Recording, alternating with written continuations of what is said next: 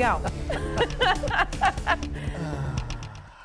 You know, it actually does look like fun. Coming from a weather Yeah, I was going to say, you meteorologists are very similar. As long as you have a warm place to go, you know, you just be outside. I mean, imagine with the wind chill, 80 miles an hour. I imagine temperatures probably in the 20s. I mean, yeah, that's pretty cold. Not for me. Thankfully, that's a couple mountain ranges off towards the east. Yes. There's actually a major blizzard happening in the upper Midwest right now. We have a little, we'll call it measly snow in our soon-to-be forecast, but it does not look like we'll see ground blizzards anytime soon. Right now, you can see clouds increasing over western Washington. The radar south of Portland is lighting up with all different kinds of colors. Let's zoom in and take a closer look. The white means snow, so you can see the coastal range just west of Salem is seeing some snowfall, some rain mixing in there, and you can see the pink right there from Salem down towards the Eugene area, actually seeing a little bit of freezing rain. So this part of the Pacific Northwest, the Willamette Valley, as far north as the Willapa Hills in the far southwestern corner of our state under a winter weather advisory until 10 a.m. on Sunday. This is where a dusting to 1 inch of snow is most likely.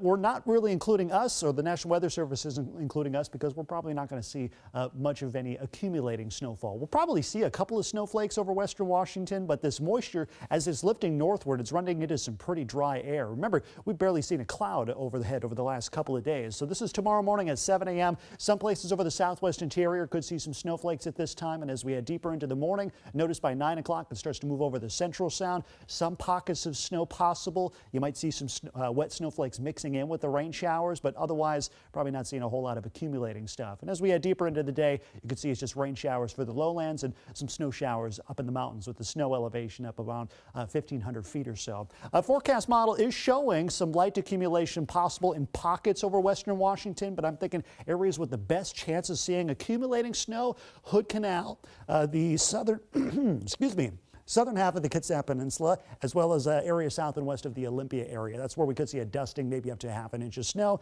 Heading up into the mountains tomorrow, both Stevens and Snoqualmie Pass will likely see at least a little bit of accumulating snowfall, but probably not a lot. Most of it's going to happen during the morning hours. So if you're planning on traveling I-90 or Highway 2 up over the mountains, plan on seeing some snowy conditions up there. An inch or two possible in the passes. Most of that should be dissipating later in the day with the snow level rising to about 1,500 feet or so. Then once we get beyond Sunday, temperatures finally start to warm up. Things looking a little bit more like true winter in western Washington. Back up in the upper 40s to possibly even near 50 degrees both Tuesday and Wednesday. And we have rain showers in the forecast beyond then as well. So here's your forecast Sunday. Don't be surprised to see some wet snowflakes mixing in with the rain showers in the morning, but should not be that big of a deal. I don't think we'll see anything stick to the roadways, which is good news for travelers. Monday, Seahawks against the Vikings should be a nice day for a game. A nice evening as well. Temperatures will probably be in the low 40s by then. Rain showers likely on Wednesday and then turning wet late in the week, Friday into Saturday. So you want to start your Sunday slow. Stay in bed for a little bit longer. Yeah, you know, until mid-morning, then it'll be all rain showers. All right, Ben, thank you so much. Sure.